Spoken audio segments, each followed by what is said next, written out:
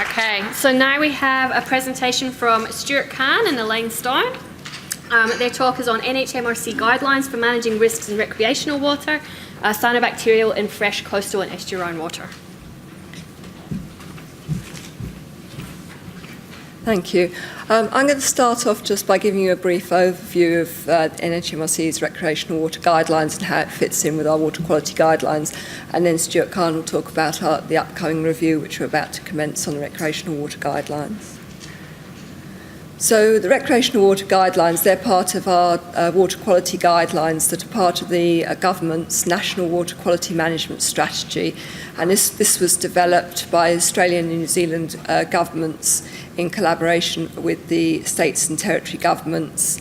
NHMRC is also responsible for the Australian Drinking Water Guidelines. So the recreational water guidelines, these were published 10 years ago in 2008. And these are used by local government, state territories to manage recreational water and provide a nationally consistent approach. The current guidelines include sections on microbial quality, cyanobacteria and algae, chemical hazards, aesthetic aspects, and then a whole range of other things including heat and temperature, dangerous aquatic organisms, and physical hazards.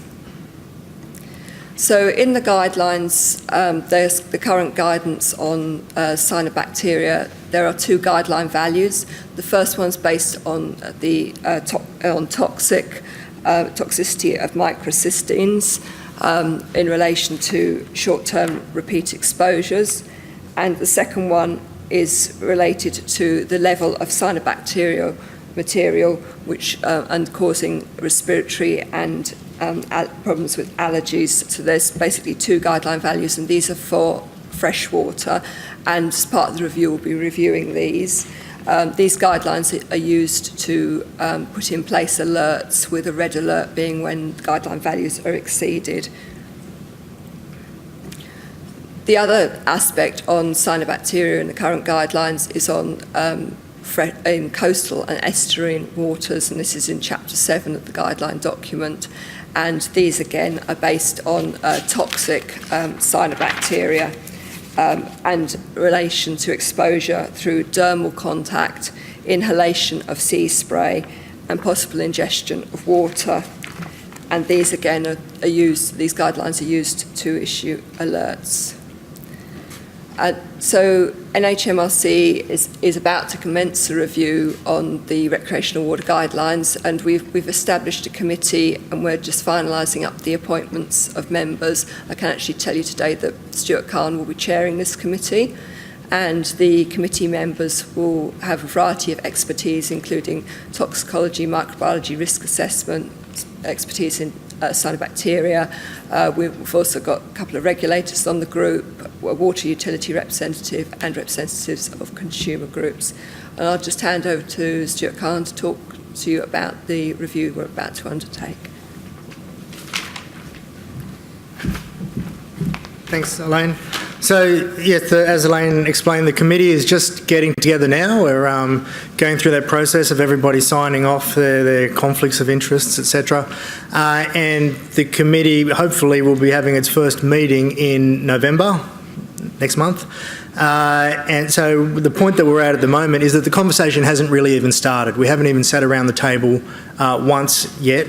So the only things that have happened is some of you would have been involved in some public consultation that went out last year or early this year, looking at how people are using the guidelines, where the potential limitations, where there might be new science, where there are opportunities to update and improve the recreational water quality guidelines.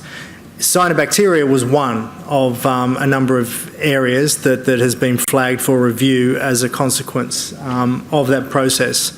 So the general overview of what we expect to be happening throughout that period, and I'll show you the timeline at the end. The first thing that we want to do, and really the place that I'll stop more or less today, is to look at the overarching risk management framework. We know, I'll give you some examples, but we know that we've moved since these guidelines were really first published in 2006 and then updated 2008. We know that the science has changed and the way that we manage water has changed. We can look at how we manage drinking water guidelines and water recycling guidelines, etc., and think about what we can learn from that and how we could bring some of these systems into line. We'll be looking at new evidence in terms of cyanobacteria, thinking about questions such as should it all be based on this broad brush approach of looking at microsystems, or should we be looking at other toxins, different ways of, different surrogates that we might use to get an understanding of the risks that may be present to recreational water users. Other issues unrelated to cyanobacteria, looking at microbial water quality, Naegleria fowleri, etc. So the place that I wanted to sort of start the conversation was to say that, when we look at the most recently updated guidelines for recreational water quality, probably the Health Canada guidelines, where they make this very important point right up front: a preventative multi-barrier approach to management that focuses on the identification and control of water quality hazards and their associated risks before the point of contact with the recreational water user represents the best strategy for the protection of public health and risks associated with recreational waters. And importantly, the second paragraph, reactive management strategies relying on compliance monitoring alone will not be sufficient in protecting the health of the recreational water user. That's exactly what we say about drinking water, and it's exactly the way that we manage drinking water. So I think the first question we want to ask is, can we start to think about recreational water quality in much the same mindset? So for Australian drinking water guidelines, we have the framework for managing drinking water quality, the 12 elements. We can look at some of those elements, and some of them we can see that we are applying already to recreational water quality monitoring. We certainly do assessment of the system. We might look at some preventative measures. We'd certainly be doing monitoring. But then we could think about whether or not we're really applying this framework in the most effective and consistent way. Should we be paying more attention to some of the other things that may be a little overlooked? Documentation, reporting, research and development, they're all essential components of the framework as we apply to other water quality applications. So when we look at the way the recreational water quality guidelines are now, they're certainly risk-based. They're based on identifying surrogates, things that tell us about the level of risks that recreational water quality users might be exposed to. But in some cases, and the next few slides I'm going to put up, probably the next 6 or 7 slides, I didn't develop for this particular workshop. I developed for a different audience, and I was thinking at that time focusing on the microbial risks chapter. And then I thought, well, I'll come and I'll change them for this audience and I'll make it all about cyanobacteria. And then there were 2 reasons that I decided not to do that. 3. 1, I was lazy. 2, I realised that the conversation hasn't started. There's a long way to go, and I don't want to preempt what some of the details might be in looking at cyanobacteria. So it's all conceptual. And 3, if it is all conceptual, it shouldn't matter which particular aspect of those guidelines I talk about. If we're talking about a framework and I'm trying to make a framework make sense for microorganisms, then that same framework should make sense for cyanobacteria. So if you look at the next few slides in that sense, hopefully we can start to draw a picture of whether or not that's a realistic objective. So at the moment we're talking about risk-based guidelines, but potentially missing the monitoring that we would want to do for drinking water, for other sources of water that is sufficiently timely to be able to enable a response to water quality changes in order to protect public health. And importantly, the monitoring focused on the performance of factors that influence the risk. So thinking about critical control points, thinking about nutrients or some of the alternative bioassay type approaches to understanding the roles of various things that are happening in the system and how they lead to elevated risks. So could we think about critical control points, things that we can monitor, things that we could potentially intervene on, and things that will tell us about where the risks are. And we certainly do that in many cases through the current guidelines already. If you're talking about enterococci, if you're talking about microbial risks, we look at rainfall.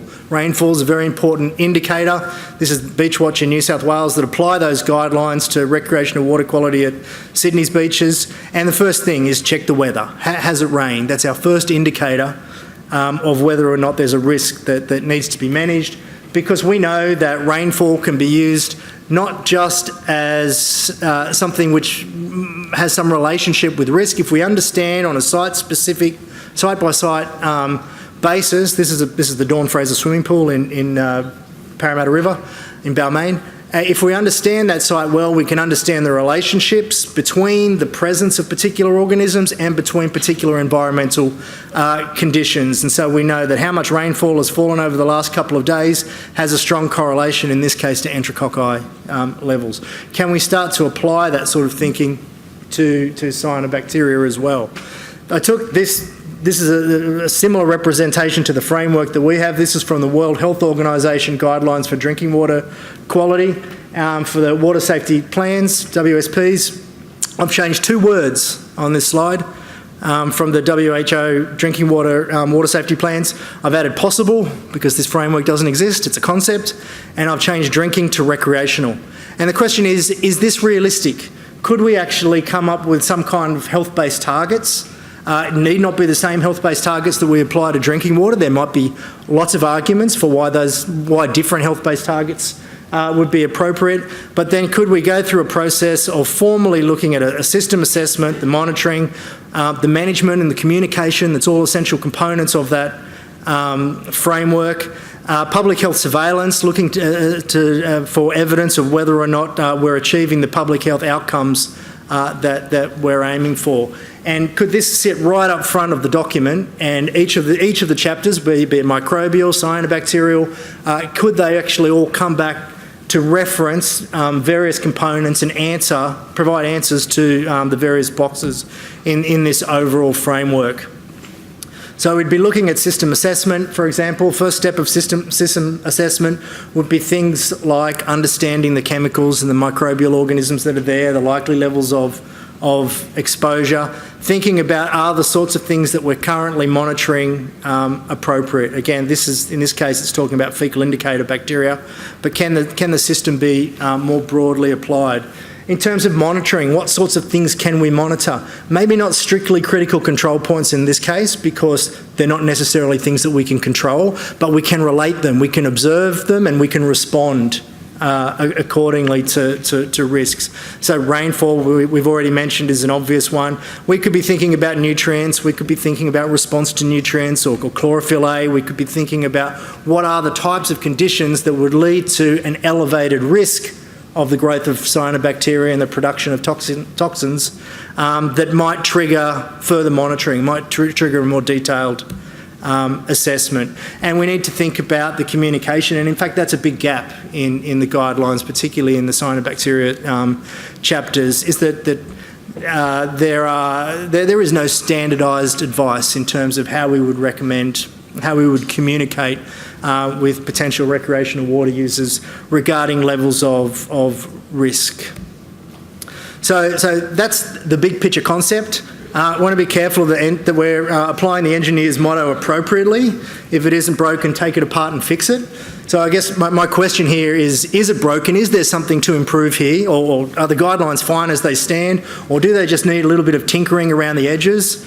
Or should we be looking at a more fundamental revision of those guidelines? And that's question number 1 before we even get started on this process. So what is being proposed regarding cyanobacteria review, there will be one of the first steps that will happen later this year or early next year is there will be a number of literature reviews commissioned to inform the committee regarding the latest science and the latest developments and how relevant some of the current things that we're using are, looking at biovolumes, etc., how relevant some of those measures are, and whether there are developments that should be applied in a revised version of those documents, of this document. Remember that the document, even though it might have been published in 2006, updated in 2008, there was 5 years of preparation before that. We've got to prepare a document that's going to last 15 years at least. That's a realistic time frame before the next revision. So we really need to be thinking about how can we provide something that's not going to be out of date in a very short period of time. So looking at the biovolumes, as was mentioned, obviously it's important to make sure that we can provide a nationally consistent approach, something that all of the states are comfortable and able to apply effectively. And we also need to think about consistency with the drinking water guidelines. We have new fact sheets in the 2011 revision of the Australian Drinking Water Guidelines that include cyanobacteria. We want to make sure at least we're using the same assumptions of NOELs and LOELs and levels of toxicity, etc. So the indicative timeline, the first meeting will be in November next month. We'll be talking about the things that I just discussed, development of, or at least discussion of, considerations, some sort of a decision about a risk-based framework will be the first port of call, I think, the first thing that we need to do. The evidence evaluations, there are 10 reviews that will be commissioned and become available during 2019 for the committee to consider. So committee deliberations and the drafting of the guidelines towards the end of next year or going into 2020, and public consultation, of course, will be extensive as it always is with NHMRC guidelines during 2020, and then hopefully finalising those guidelines, if it doesn't blow out, by 2021. So there's a very broad overview, but that's the level of detail that we're at the moment. It's step number one. Thank you.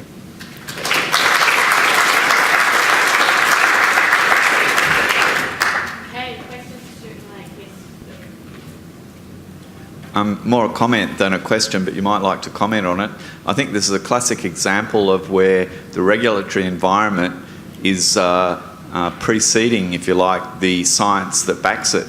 And really the guidelines that we're using today were the guidelines that were developed right back in 1991 and published by the World Health Organization by Ingrid Corus and Jamie Bartram. Yep. And despite the advances in cyanobacterial research since then, not a lot's been done on the advancement of the toxicology and the understanding of the toxicology, which underpins a lot of these health-based outcomes that you were alluding to here. So, so the World Health Organization hasn't even updated the microcystin drinking water guidelines since the provisional guideline in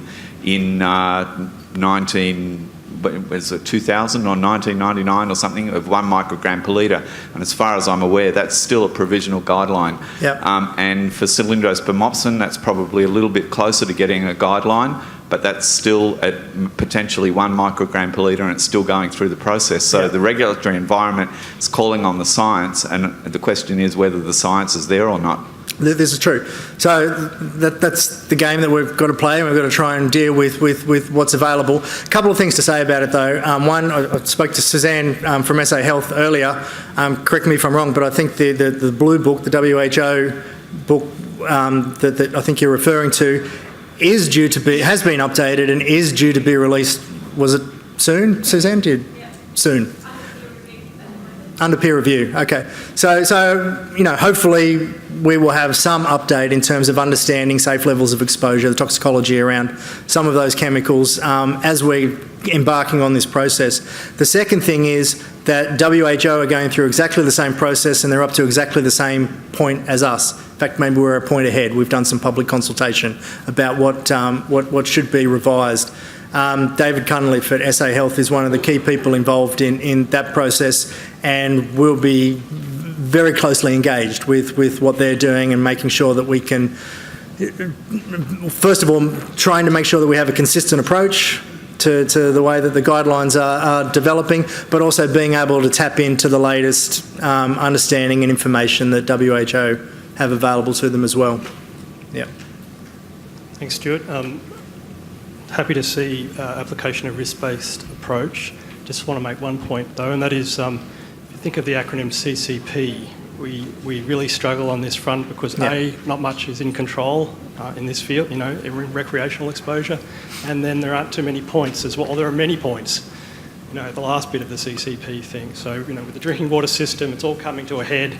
You whack in your treatment, you end with UV and chlorination, classic CCP. I totally agree. So the CCP is putting up a sign telling people it's safe or unable or unsafe to swim. But I was simply trying to make the point, if you can think about these things that we would monitor the same way that we would monitor a CCP, because they're telling us about whether risks have been elevated or not. I get that it's not precisely a CCP in that you don't have the same control. Yeah. Okay, I think we'll leave it there. Thank you. Good.